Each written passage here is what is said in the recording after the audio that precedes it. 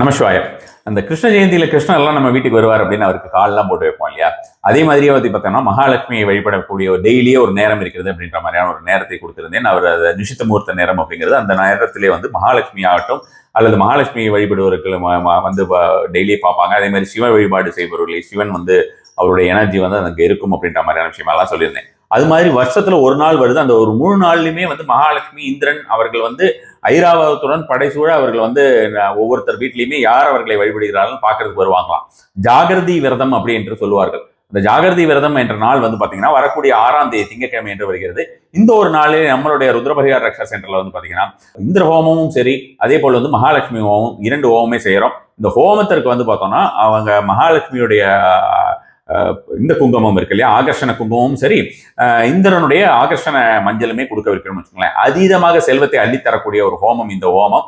பூஜாஹோமம்.orgல போய் பார்த்தீங்கன்னா உங்களுக்கு இந்த ஹோமத்துடைய சங்கல்ப விவரங்கள் இருக்கும். விருப்பப்பட்டவர்கள் சங்கல்பம் செய்து கொள்ளலாம். விருப்பப்படாதவர்கள் கண்டிப்பான முறையிலே அந்த ஒரு நாளிலே நம்மளுடைய பரிகார ஸ்தலம் சேனல்ல உங்களுக்கு லைவ் இருக்கு. 3 மணிக்கு கண்டிப்பான முறையில் காண தவறாதீர்கள். நமசிவாய.